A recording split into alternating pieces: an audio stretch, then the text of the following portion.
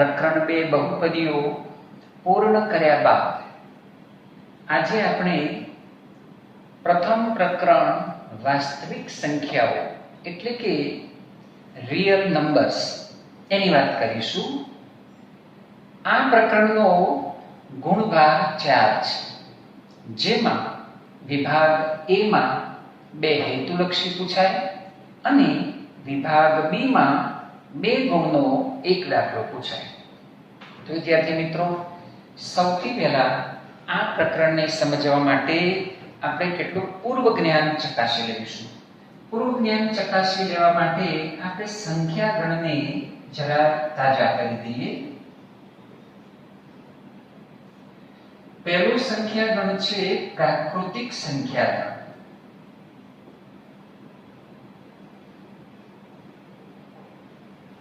પ્રાકૃતિક સંખ્યા ગણને n વડે દર્શાવાય છે, એટલે n બરાબર 1 2 3 ટકા મૂકી દઉં છું, અનંત ભાગ છે।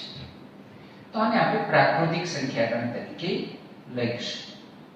બીજો સંખ્યા ગણ આપણે લઈશું જેમાં 0 નો સમાવેશ કરીશું। 0 સહિતની પ્રાકૃતિક સંખ્યાઓ એની પૂર્ણ સંખ્યા ગણ તરીકે લઈશું। પૂર્ણ સંખ્યા ગણ, પૂર્ણ સંખ્યા ગણને w વડે દર્શાવીશું, જેમાં 0 નો સમાવેશ થશે। તો 0 સહિતની પ્રાકૃતિક સંખ્યાઓ એટલે પૂર્ણ સંખ્યા ગણ। ત્યાર પછી ત્રીજા ક્રમે આપણે લઈશું યુગ્મ સંખ્યાઓ, યુગ્મ પ્રાકૃતિક સંખ્યા ગણ।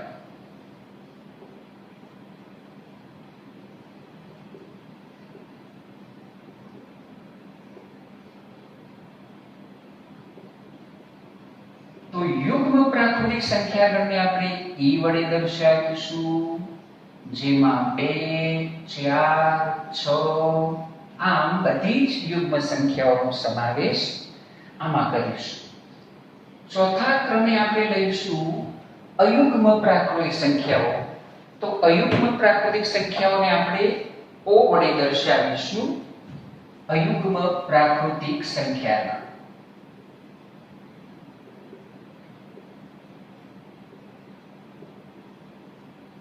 એને આપણે o વડે દર્શાવીશું। o બરાબર 1 3 5 આવી અનંત સુધી। ત્યારબાદ આપણે પૂર્ણાંક સંખ્યા ગણ લઈશું। પૂર્ણાંક સંખ્યા ગણને z વડે દર્શાવીશું। તો પૂર્ણાંક સંખ્યા ગણ z। પૂર્ણાંક સંખ્યા ગણમાં ધન પૂર્ણાંક આવશે, ઋણ પૂર્ણાંક આવશે, ધન અને શૂન્ય પૂર્ણાંક આવશે। આમ ધન પૂર્ણાંક, ઋણ પૂર્ણાંક અને શૂન્ય પૂર્ણાંકનો સમાવેશ આપણે પૂર્ણાંક સંખ્યા ગણ z માં કરીશું। એને આપણે આ રીતે દર્શાવીશું, -3 -2 -1 0 1 2 3 આમ અનંત સુધી। તો ધન પૂર્ણાંક, ઋણ પૂર્ણાંક અને શૂન્ય પૂર્ણાંકનો સમાવેશ પૂર્ણાંક સંખ્યા ગણમાં આપણે કરીશું। ત્યાર પછી છઠ્ઠા ક્રમે આપણે લઈશું વિભાજ્ય સંખ્યાઓ અને અવિભાજ્ય સંખ્યાઓની વાત કરીશું। તો વિદ્યાર્થી મિત્રો, સૌથી પહેલા વિભાજ્ય સંખ્યાઓ કોને કહેવાય અને અવિભાજ્ય સંખ્યાઓ કોને કહેવાય? તમે નીચેના ધોરણોમાં આ સંખ્યાઓને બરાબર સમજેલા છો, છતાં આપણે સમજીને પછી સંખ્યા ગણને લખવાનો પ્રયત્ન કરીશું। જે સંખ્યાના માત્ર 2 જ અવયવ હોય, એટલે કે 1 અને મૂળ સંખ્યા પોતે, દાખલા તરીકે 2, તો 2 ગુણ્યા 1 વડે જ દર્શાવીશું 3, 3 ગુણ્યા 1 વડે જ દર્શાવીશું 13, 13 ગુણ્યા 1 વડે જ દર્શાવીશું। તો આ બધી જ સંખ્યાઓ આપણે કેવી સંખ્યાઓ લઈશું? અવિભાજ્ય સંખ્યાઓ છે, જેમાં બે જ અવયવ છે, માત્ર બે જ અવયવ, એક અને મૂળ સંખ્યા પોતે. તો એવી અવિભાજ્ય સંખ્યાઓને આપણે p વડે દર્શાવીશું. તો અવિભાજ્ય સંખ્યા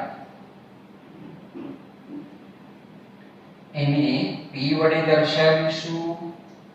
હવે અવિભાજ્ય સંખ્યામાં સૌથી યાદ રાખો વિદ્યાર્થી મિત્રો, એક એ નથી વિભાજ્ય કે નથી અવિભાજ્ય. એટલે અવિભાજ્ય સંખ્યાની શરૂઆત 2 થી થશે. 2, 3, 5, 7, પછી 8 નહીં આવે, 9 નહીં આવે, 10 નહીં આવે, 11 આવશે. આમ આવી અનંત સંખ્યાઓ આપણે અવિભાજ્ય સંખ્યાગણ તરીકે લઈશું. ત્યારબાદ 7મા ક્રમે આપણે વિભાજ્ય સંખ્યાગણ લઈશું. વિભાજ્ય સંખ્યાગણને આપણે c વડે દર્શાવીશું. તો વિદ્યાર્થી મિત્રો ફરી પાછું તાજું કરી દઈએ. એક નથી વિભાજ્ય, નથી અવિભાજ્ય. 2 એ યુગ્મ અવિભાજ્ય સંખ્યા છે. 2 એ યુગ્મ અવિભાજ્ય સંખ્યા છે. તમને ક્યાંક હેતુલક્ષીમાં પણ પૂછ્યું હોય તો યાદ રાખજો. 2 કેવી સંખ્યા કહેવાશે? યુગ્મ અવિભાજ્ય સંખ્યા. તો વિભાજ્ય સંખ્યાની શરૂઆત ક્યાંથી થશે? 4 થી થશે.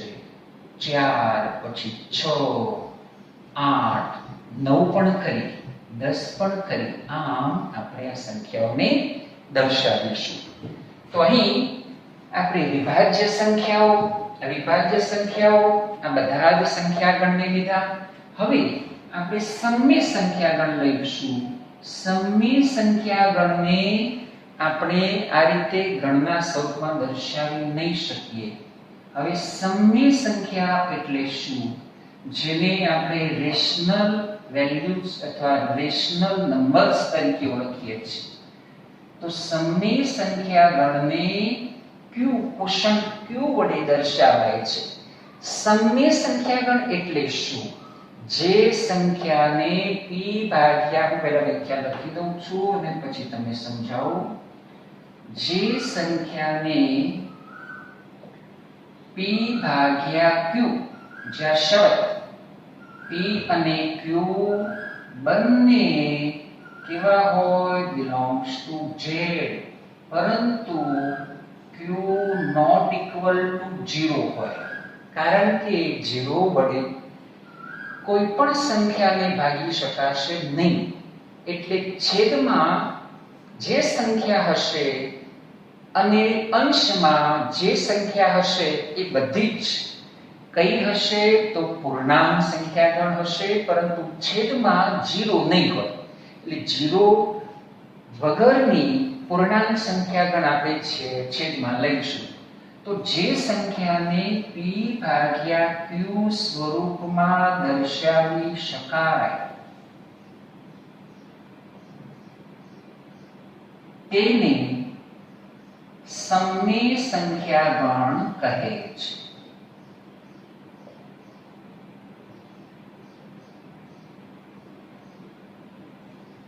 વિદ્યાર્થી મિત્રો, પૂર્ણાંક સંખ્યાગણમાં આપણે વાત કરી કે પૂર્ણાંક સંખ્યાગણને સંખ્યા રેખા પર દર્શાવી શકાય.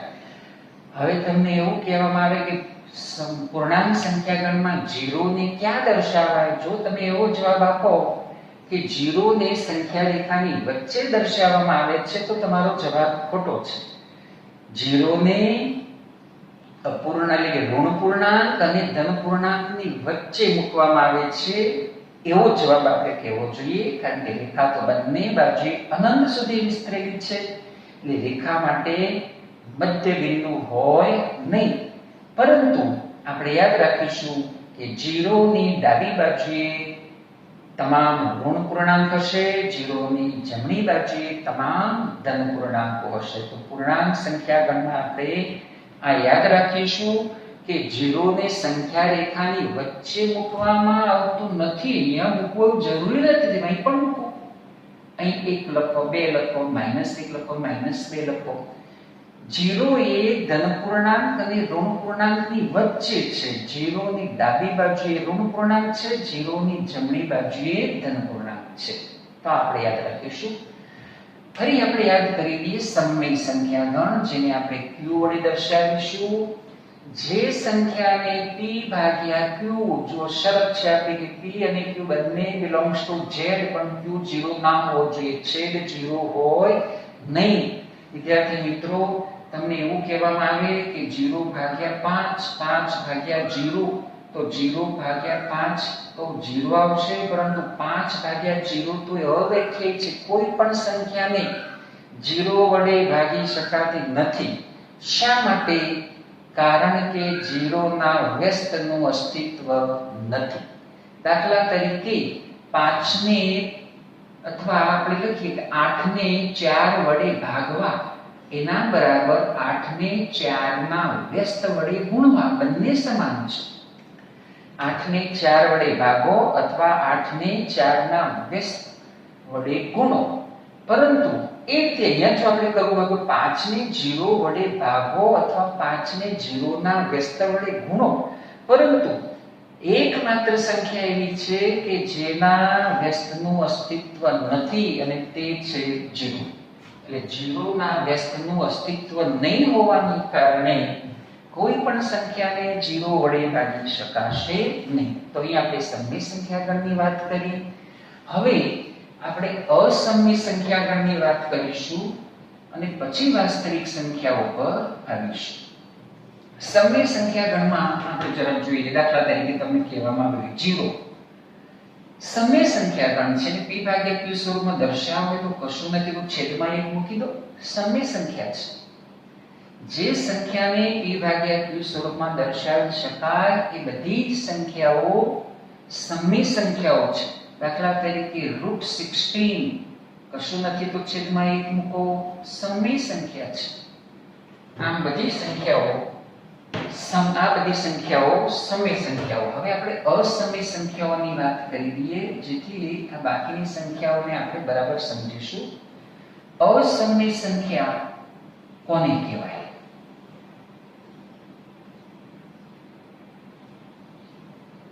તો વિદ્યાર્થી મિત્રો યાદ રાખો, સમય સંખ્યાને જો આપણે બરાબર સમજીશું તો અસમય સંખ્યા સમજવામાં કોઈ જ વાંધો નહીં આવે. આ તમામ સંખ્યાઓ સમય સંખ્યાઓ છે. યાદ રાખો, આ તમામ સંખ્યાઓ સમય સંખ્યાઓ છે. એ સિવાય જે સંખ્યાનું દશાંશ સ્વરૂપ અનંત આવૃત હોય, ચાલો આપણે સમજી લઈએ. હું તમને કહું કે 1 ને 3 વડે ભાગવા, 1 ભાગ્યા 3, તો 1 ને 3 વડે ભાગીશું તો આપણને કેવું મળશે કે 3 તરી 9, 1 વધશે, 3 તરી આમ આપણને 3 ને રિપીટ થતો જોઈ શકીશું અનંત સુધી. એને આપણે આ રીતે દર્શાવીશું 0.312. આ સંખ્યા પણ સમય સંખ્યા છે. એટલે આ બધી સંખ્યાઓ તો ખરી જ. એ સિવાય જે સંખ્યાનું દશાંશ સ્વરૂપ અનંત આવૃતમાં ચોક્કસ આંકડાઓ રિપીટ થતા હોય, દશાંશ સ્વરૂપ અનંત આવૃત હોય, તેવી સંખ્યાને પણ સમય સંખ્યાઓ તરીકે ઓળખાય.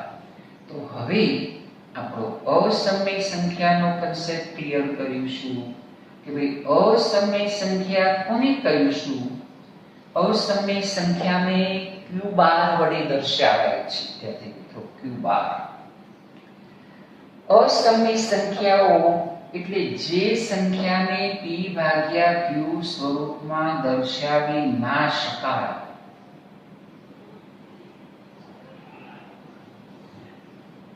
p ભાગ્યા q સ્વરૂપમાં દર્શાવી ન શકાય તે અસમય સંખ્યા.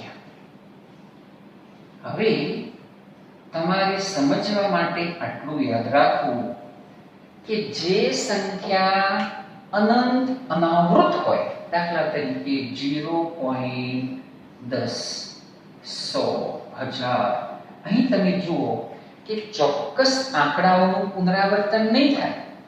માટે આ કેવી સંખ્યા કહેવાશે? અસમય સંખ્યા.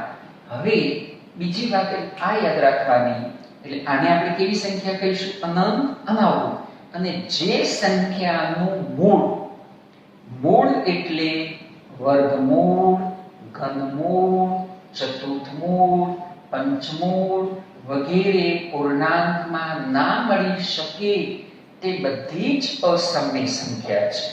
વિદ્યાર્થી મિત્રો, √2 અસમય સંખ્યા છે, કારણ કે √2 નું વર્ગમૂળ એટલે 2 નું વર્ગમૂળ પૂર્ણાંકમાં મળશે નહીં. √2 નું વર્ગમૂળ આપણે શોધીશું તો 1.41, પછી ચોક્કસ આંકડાઓનું પુનરાવર્તન નહીં થાય, આનો અંત જ નહીં આવે. ભાગાકારની રીતે આપણે 2 નું વર્ગમૂળ શોધી શકીએ છીએ.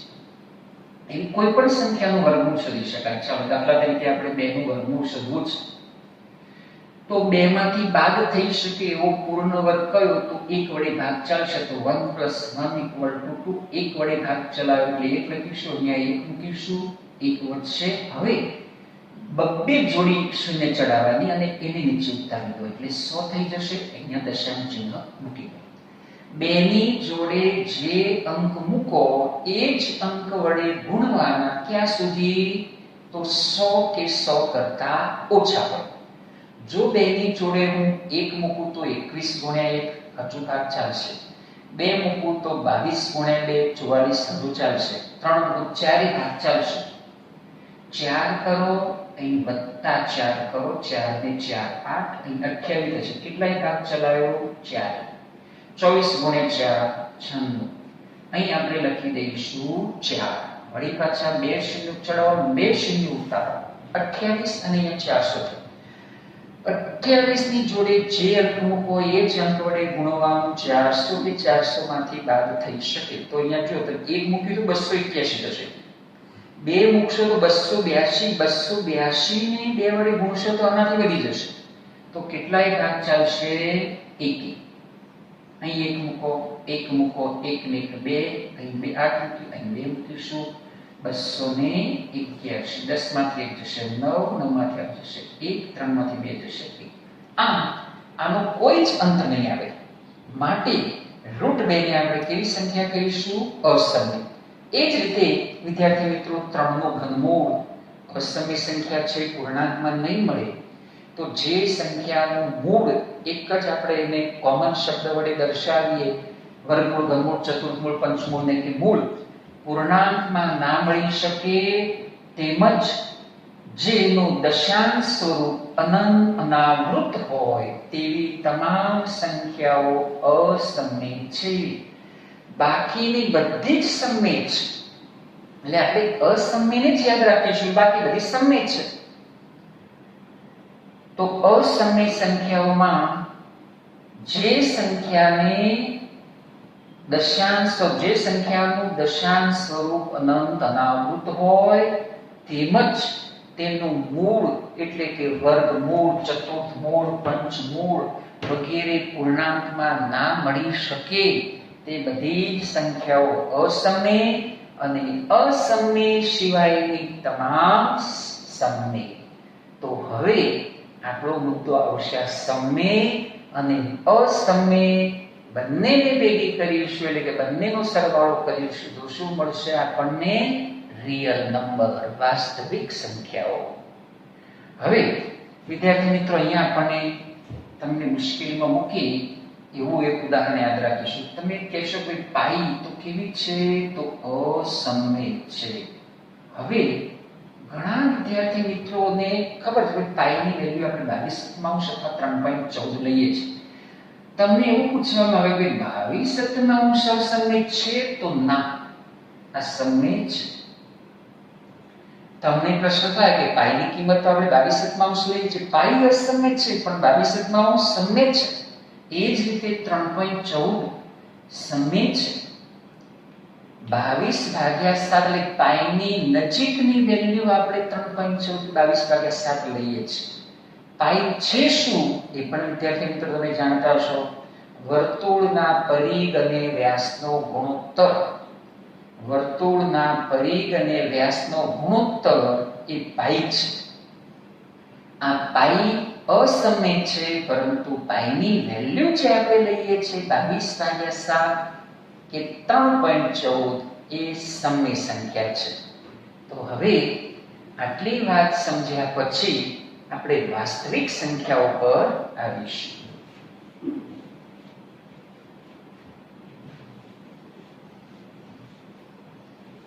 તો હવે વિદ્યાર્થી મિત્રો, સમય અને અસમય આ બંનેને ભેગા કરીશું તો આપણને વાસ્તવિક સંખ્યાઓ મળશે. વાસ્તવિક સંખ્યા ગણને આપણે r વડે દર્શાવીશું. યાદ રાખો, સમય અને અસમય તમામ સંખ્યાઓનો સરવાળો એટલે વાસ્તવિક સંખ્યાઓ. સમય અને અસમયનો સરવાળો એટલે વાસ્તવિક સંખ્યાઓ. હવે વિદ્યાર્થી મિત્રો, આપણે અહીંયા યુક્લિડના ભાગાકારના યુક્લિડની પ્રવિધિનો આપણે ઉપયોગ કરવાનો છે. એ પહેલા આપણે એક પૂર્વ પ્રમેય જોઈ લઈએ. એક ઉદાહરણ લઉં અને પછી તમે સમજાવો. 41 એને હું 7 વડે ભાગું છું તો 7 પંચા 35. અહીં આપણને શેષ વધશે 6. 41 ને 7 વડે આપણે ભાગીએ છીએ. 7 વડે ભાગ તો એટલે 5 ચાલશે. 7 પંચા 35. 41 માંથી 35 કાઢીશું તો 6 વધશે. તો અહીં તમે જુઓ કે 41 બરાબર 7 ગુણ્યા 5 વત્તા 6 લખાશે. 41 બરાબર 7 ગુણ્યા 5 વત્તા 6. આ યુક્લિડના પૂર્વ પ્રમેય તરફ આપણે જઈએ છીએ, જેનાથી આપણે ગુસા શોધવાનો પ્રયત્ન કરીશું. તો પ્રમેય પહેલા આપણે અંકગણિતનું એક મૂળભૂત પ્રમેય યાદ કરી લઈએ. અંકગણિતનું મૂળભૂત પ્રમેય.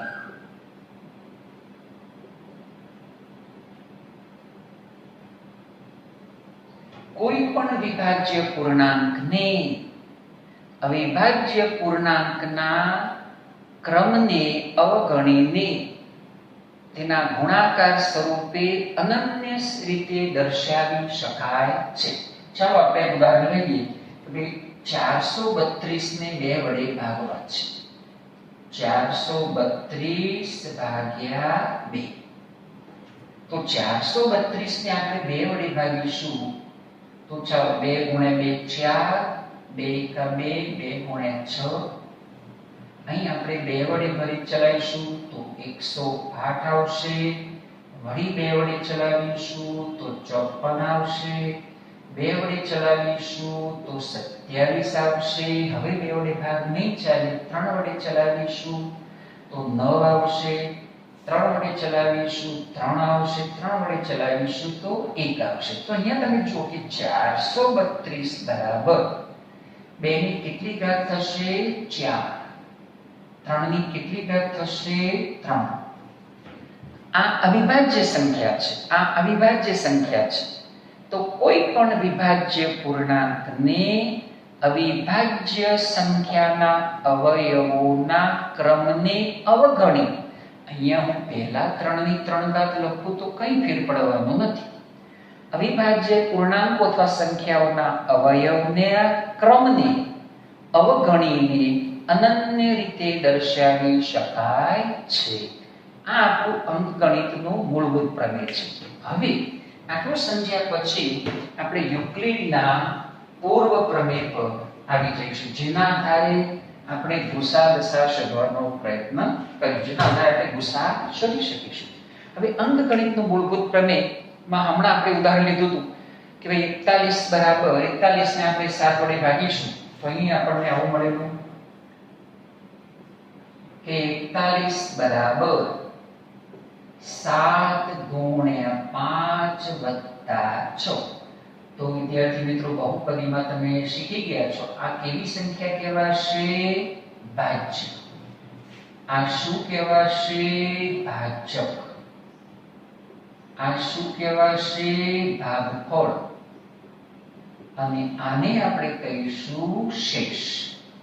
તો સંખ્યાઓ માટે આપણે આવું લખી શકીએ, ભાજ્ય બરાબર ભાજક ગુણ્યા ભાગફળ વત્તા શેષ.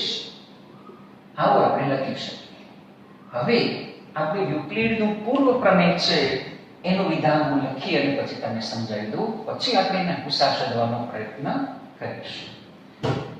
તો યુક્લિડનું પૂર્વ પ્રમેય.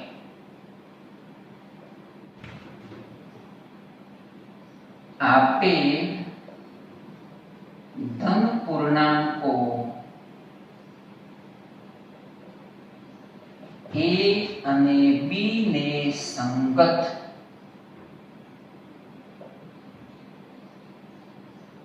અનન્ય અનઋણ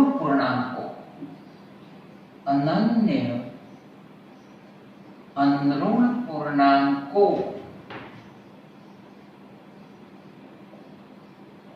Q અને R એવા મળે જેથી A બરાબર BQ વત્તા R થાય, જ્યાં શરત યાદ રાખીશું 0 is less than or equal to R is less than B. આ શું કહેવા માંગે છે? તો વિદ્યાર્થી મિત્રો જોઈ લો, R એ શેષ છે. શેષ 0 હોઈ શકે અથવા B ને આપણે કેવી સંખ્યા કહીશું? ભાજક કરતા નાની હોવી જોઈએ. જો બહુપદીના સ્વરૂપમાં હોય તો ઘાત એના કરતા ઓછી હોવી જોઈએ. સંખ્યાઓના સંદર્ભમાં જ લઈએ તો આ શેષ એ ભાજક કરતા નાની હોવી જોઈએ. 0 હોઈ શકે શેષ અથવા ભાજક કરતા નાની સંખ્યા આવે તેવી હોવી જોઈએ. તો ફરી આપણે જોઈએ, આપેલ ધન પૂર્ણાંકો A અને B ને સંગત અનન્ય અનઋણ પૂર્ણાંકો Q અને R એવા મળે જેથી A બરાબર BQ વત્તા R, જ્યાં 0 is less than or equal to R is less than B. ચાલો આપણે યુક્લિડના પૂર્વ પ્રમેયને આધારે ગુસા શોધવાનો પ્રયત્ન કરીએ. એક ઉદાહરણ લઈએ આપણે, 455 અને 42. યુક્લિડના પૂર્વ પ્રમેયના આધારે ગુસા 455 અને 42 શોધો. તો વિદ્યાર્થી મિત્રો સૌથી પહેલા આપણે આ જોવાનું કે બંને પૂર્ણાંકોમાં 3 પૂર્ણાંકો હોય તો પણ આપણે ગુસા શોધી શકીશું. કોઈ પણ બે સંખ્યાઓ જેમાં બે પ્રથમ મોટી પછી નાની હોય એ બે સંખ્યાઓનો ગુસા શોધી અને જે ગુસા આવે એનો ત્રીજી સંખ્યા સાથે આપણે આ જ રીતે ગુસા શોધી શકીશું. એ વાત પછી કરીશું. આપણે સૌથી પહેલા આનો ગુસા શોધવાનો પ્રયત્ન કરીએ. વિદ્યાર્થી મિત્રો, ગુસાને ગુરુત્તમ સામાન્ય અવયવ તરીકે ઓળખીશું. HCF highest common factor. હવે આનો ગુસા શોધવા માટે સૌથી પહેલા મોટો પૂર્ણાંક મોટી સંખ્યા લઈ લો, 455 એ આપણી ભાજ્ય સંખ્યા અને 42 ને આપણે અહીં લઈ લેવાની. હવે અહીં તમારે આ રીતે ખાલી રાખો અને વત્તા કરીને ડેશ કરો. હવે જો શું કરવાનું આપણે, તો 455 ને આપણે 42 વડે ભાગવાના છે. તો જો 42 એકા 42, 3 વધશે, ભાગ નહીં ચાલે. તો હવે અહીં આપણે કેટલા મળ્યા? ભાગફળ કેટલું મળ્યું? 10. શેષ કેટલી મળી? તો 35. તો અહીં આપણે લખીશું આ રીતે 455 બરાબર 42 ગુણ્યા 10 વત્તા 35. હવે આ સંખ્યાને આપણે શું કહીશું? ભાજક. એ હવે ભાજ્ય બની જશે. તો અહીં આપણે બીજા સ્ટેપમાં આને ભાજ્ય તરીકે લઈએ, શેષને ભાજક તરીકે લખી અને ફરી પાછી આ જ ક્રિયા. જો 42 ને આપણે કેટલા વડે ભાગવાના છે? 35 વડે. તો સ્વાભાવિક છે મિત્રો, એક વડે ભાગ ચાલવાનો. 35 એકા 35. 42 માંથી 35 કાઢીશું એટલે 7 વધશે. હવે 35 આપણી ભાજ્ય સંખ્યા થઈ ગઈ. 7 એ ભાજક બની ગયો. તો અહીં આપણે 7 35 ને 7 વાળી બાજુ 7 ગુણ્યા 5 તો શેષ કેટલી વધશે? 0. તો અહીંયા વિદ્યાર્થી મિત્રો તમે જુઓ કે અંતિમ શૂન્યેતર પૂર્ણાંક 7 છે. 0 ની ઉપરની સંખ્યા તમારે જોઈ લેવાની. એને અંતિમ શૂન્યેતર પૂર્ણાંક કહીશું. અંતિમ શૂન્યેતર પૂર્ણાંક 7 છે. તેથી ગુસા 455 અને 42. આનો જવાબ કેટલો આવશે? 7. તો આ યુક્લિડના પૂર્વ પ્રમેય પ્રમાણે આપણે ગુસાઓ શોધી શકીએ. તો વિદ્યાર્થી મિત્રો, આપણે હજુ એની વધુ પ્રેક્ટિસ કરી અને આ દાખલા આ યુક્લિડના પૂર્વ પ્રમેયને ખૂબ જ સારી રીતે સમજીશું. બે સંખ્યાઓના ગુસા જેમાં મોટા ગુણાકાર ભાગાકાર આવે એવી સંખ્યાઓના ગુસા નેક્સ્ટ લેસનમાં શોધીશું. તેમજ ત્રણ સંખ્યાઓના ગુસા કેવી રીતે શોધાય એની પણ વાત કરીશું. આજના દિવસે તો તમે આ વિડિયોને બરાબર જોશો. તેમજ આવતીકાલે 9 થી 10 જે બહુપદીઓની ટેસ્ટ છે એનું પુનરાવર્તન તમે કરશો. હવે તમે બહુપદીઓના તમને ક્યાંક મુશ્કેલી પડતી હોય તો તમે કમેન્ટ કરી શકો. તો આ વિડિયોને બરાબર નિહાળજો. એકવાર ના સમજાય તો 2-3 વાર જોશો. એને લાઈક કરજો, સબસ્ક્રાઇબ કરજો અને બેલ આઇકન પ્રેસ કરજો. આજના દિવસ તમારો શુભ રહે. અસ્તુ.